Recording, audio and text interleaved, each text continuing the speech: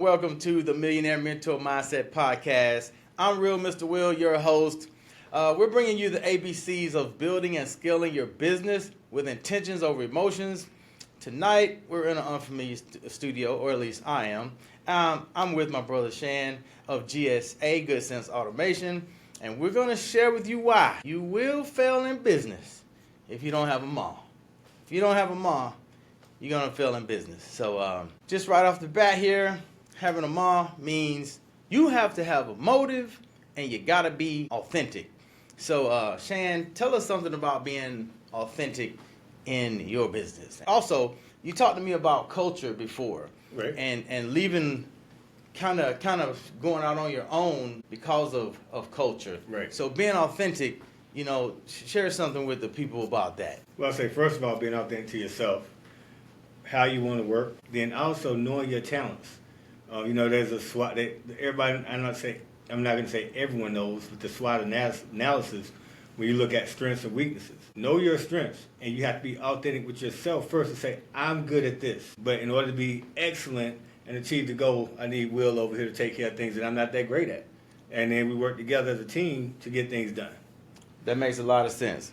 Teamwork makes the dream work. I heard a person say, together everyone accomplishes more.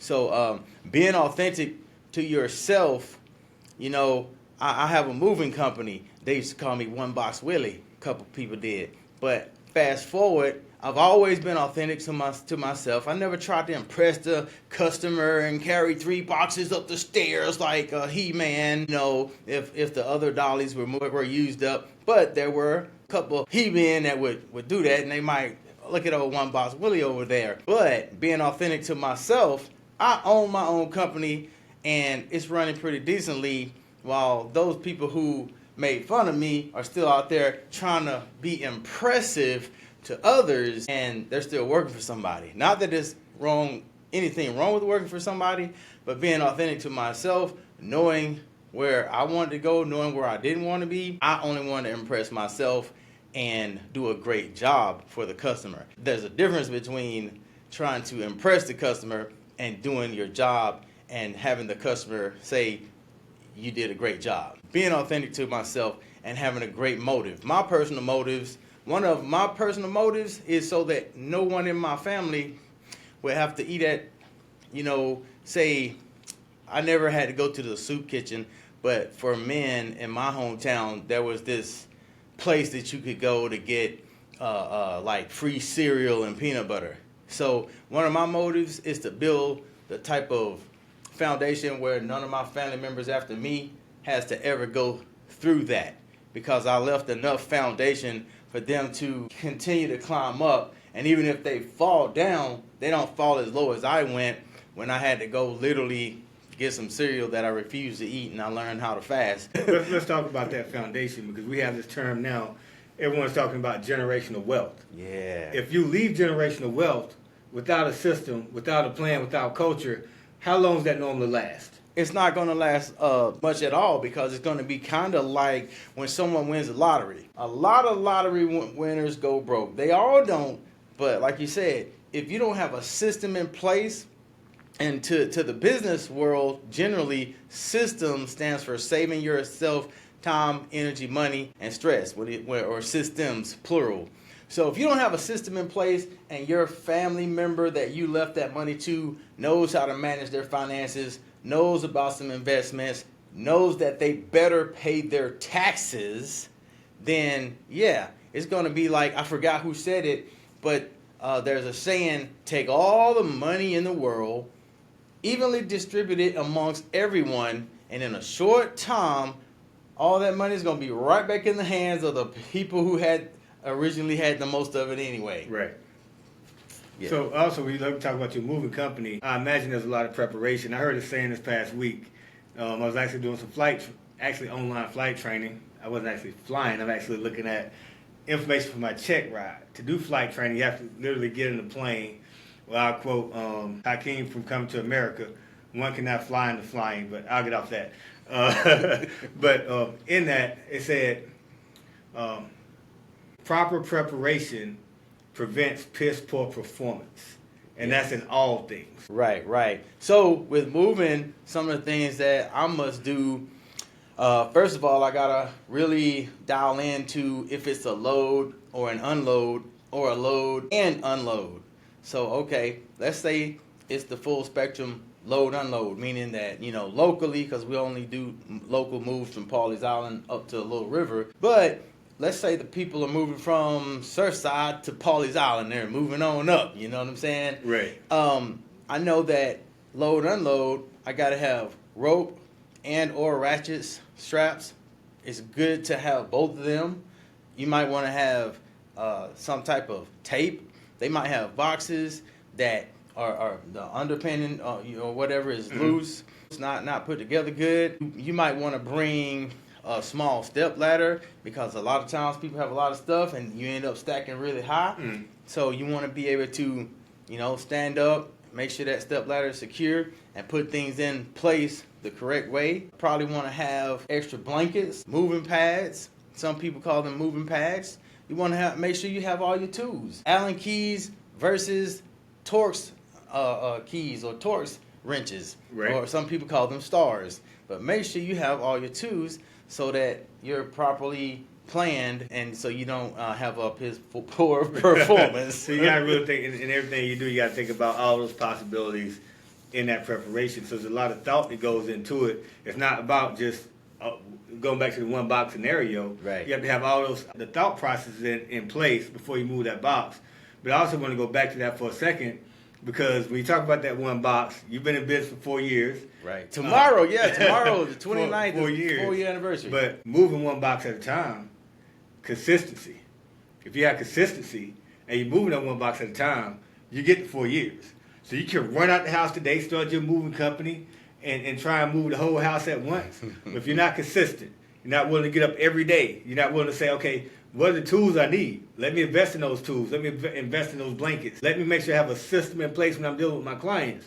Then I don't think you get to that 4 years. Right. So back to the motive. Some people's motive is they want other people to look at them as heroic. One of the things I always tell my guys, hey, wait, you're trying to move that washer and dryer by yourself? Don't be a hero. There are no heroes over here at Made Moves 007. There's no heroes. Get some help. Another rule, don't try to put a bed together by yourself.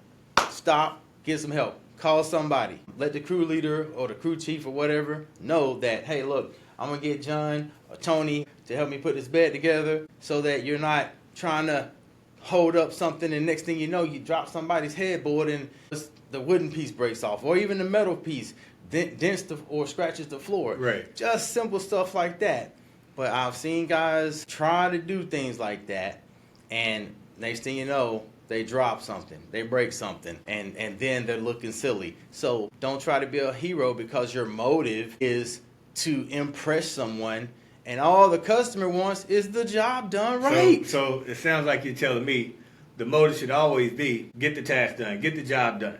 Exactly. And do that effectively for the customer, safely for the customer. And guess what, guys? You got to save your back. I don't care how strong you are. We all have weaknesses, so we got to think about those things too. Exactly. So I have a question for you. Because as you get ready to celebrate 4 years in business, how do you get people from I'm about to, I want to, I'm fin to start a business? And you've been hearing that conversation for 1 year to the whole time you've been in business. Yeah, people tell you, man, I want to have my own business. I'm about to, I'm fin to, I'm finna. And they still at the finna. you know, the best thing I can do and what I attempt to do my best at is just challenging people, because that is actually something that I often share with other entrepreneurs when I'm coaching or mentoring. I'll say, hey, look, Joe, I don't want you to be like Charlie. Charlie told me he was going to start a business. I saw Charlie at the gas station 6 months later, and he was like, oh, man, well, the car had broke down, and you know what I'm saying? I don't really know what you're saying, because you told me 6 months ago you were going to start a business. You never reached back out to me, and you just let life go on. Next thing you know, it's 6 months gone by. And one thing that will happen for sure, without a doubt, forever and ever and ever to the end of time, is that time is going to go by with or without you taking action. So one of the things I do is I'll say, hey, Tony, look, or Charlie, you told me you was going to start that business. How old are you? Oh, well, I'm 27. Okay, did those 27 years go by fast, Charlie? Yes. Okay, you're going to wake up tomorrow and you're going to be 54. What would the 54-year-old Charlie say to the 27-year-old Charlie? That's one thing that and a lot of times they'll look at me like the deer in the headlights, like, whoa. Because they know the 27 years went by quick. So let me ask you this. Do you have to wait till the stars align? The kids making straight A's? It's sunny every day at the beach. The grass is so green in the front yard. You have to wait for that perfect alignment for things to happen? No, Shan. And you know what?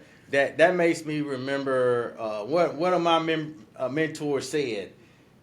He said, Will, you can never, say you got a job. You can never wait until all the lights turn green and make it to your job. You know, you standing there at the door looking out the window because you made me live near the four-way. And you waiting, got your key, you got the remote start. Matter of fact, you done crumped your car up, you looking at that light, it's yellow, it's turned green, you're going to run out there. I guarantee you, if you got 3 or more lights on the way to work, one of them's going to hit you with a red light. You know, you just can't wait until all the lights turn green in order to make it to work. You just have to go roll the dice, spin the wheel every single day, and have that motive that's true to your heart, whatever it is, in mind, and being true and authentic to yourself, and take the action necessary to, just like playing football, take the action necessary to go towards the goal. Football players, think about this. You watch football, man, them jokers can line up and they can move the ball like this much, barely a foot. And they're celebrating. Like, bruh, you went back 5 yards only to go up 5 yards and 10 inches. Wow. But they celebrate, you know. So it's always trying to get that momentum, that forward motion, even if it is a short yardage situation. Yes. You make a step toward the goal that's 100 yards away, but we just got 3 yards. We just got 5 yards. We got a positive gain. So people have to be willing to do that. Yes. But guess what, though, Will? Unfortunately, I think we live in a society where everybody wants a quick lick, a quick flip, a quick win. I did it, and it was easy. No one talks about hard work. Right. I don't know, but when I go online, I'm not on that much. But everybody's rich, everybody's balling, everybody's wealthy. So, and nobody's working hard. Nobody's sweating. Nobody's uncomfortable. It's a constant place of just comfort and pleasure. I don't live in that world, but wow, it's amazing to see. Wow, you know, that's right, because there's like, and we've talked about it for years, that microwave society. But one thing that social media is great at doing is creating that illusion of it happened overnight. I have a mentor who has a friend, and I've been mentored in like a breakout session with this young lady. I don't know her personally, but one of my friends that's closer to her, Billionaire Brooklyn. Shout out to Billionaire Brooklyn. But keep going. Yeah, shout out to Billionaire. But you know, she told us, because you might see her on Instagram in the Lambo, you know what I'm saying, the Urus and all that. But she told us it took her 12 years. See, I went to see the real story behind Billionaire Brooklyn. It took her 12 years to be an overnight success. 12 years, wow, bro. Wow. I heard it from the young lady's mouth. See? But on Instagram, you might look, oh, yeah, ooh, Lambo. Oh, her and her cousin in the Lambo. Ooh. But you didn't see the work involved, the long days and nights and the studies and try this and see if it works. Tweak this, tweak that. But she had people coming up to her offering her $10,000 in order to get them on the fast track program. Wow. But 12 years, though. I heard it from her mouth. That's amazing. You won't catch me in the Lambo, but you will catch me in the Velo. We'll talk about that later. And ain't too many people doing that. Shout out to Velocity Vibes. But yeah, with the work, man, it's like Nike. You have to just do it. When you look at that Nike story, Phil Knight, they say he made the first shoe or the first bottle with a waffle iron. Wow. A waffle iron. And now he has one of the strongest brands. And think about it. Look at all the Air Force Ones out there. I'm not talking about what the president's flying in. I'm talking about those shoes you guys still buying. They call them UNC shoes now. I'm not buying no. I got those in my 30s. But have you ever seen an Air Force One commercial? Have you ever seen an Air Force One commercial? Never. Nah, probably not gonna happen. Not gonna happen. Yeah. So, motive. What is your motive? What we talked about passion on one of the podcasts. What's your motive and your passion on the inside of you that's gonna make you continue to be or start being authentically you in order so you can move forward faster, okay? And not move forward with the wrong energy because you're not being authentic to yourself. Hold up though, wait a minute, man. Because what if somebody says authentically me, man, I like walking around my pants off my waist. I like using broken English. I like smelling like a cannabis shop. So maybe how does that person find success when they believe that that's authentically them? Wow. Or maybe, I would say that, young man, young woman, if you're not already making some serious bill-paying money, walking around with your pants hanging down, smelling like a dispensary, then I would use a different recipe in order to garner success in my life. Always talk about Michael Jordan and Kobe Bryant. Kobe Bryant looked at Michael as a success, and he went and duplicated pretty much a majority of moves that Michael Jordan did. When Kobe came out on the court, you did not see him trying every game to create some move nobody had ever seen. Right. You look up on YouTube. Jordan, Kobe, similar moves. And it's mind-blowing because if you were to put, if AI put a fake face over both of them in the same jersey on, most of those moves, you'd be like hard-pressed to say, who was who? You know? So in other words, success leaves clues. So you can take a look at a person who's been successful, and there's going to be clues in how they live their life. Things you see them do, things you did not see them do, and to understand how they got where they are. Michael Jordan, Kobe Bryant, both had talent, both had gifts, but the other part, when I hear about other players comment on Mike or Kobe, they talk about a relentless work effort. They're in the gym early. Right. They're leaving late. They're taking care of their bodies. It looks good when you see Mike take it off from the free throw line or doing some incredible dunk as well as Kobe. But there's a lot of work that went into that. And we have to be willing to do that in our business as well. I don't care if you want to run a hot dog stand or the next tech company. You got to pay your dues. You got to work when nobody's looking. You got to, Ben Franklin say working by candlelight. You're up late at night. You're not following your favorite podcaster. Maybe you're not even listening to us, but you're doing the work and you're figuring out how to get leverage, how to gain a new skill, how to gain new information, working on your vision. And then I'll say the other piece, and I'll let you have it back, Will. Don't want to make it a religious thing, but when you look at going out into the wilderness, separating yourself from technology sometimes, maybe from even people we love, to have vision and clarity on who we are, to get back to our authentic self, right, and where we want to go. We can't do that without the noise. You can't think clearly without the noise.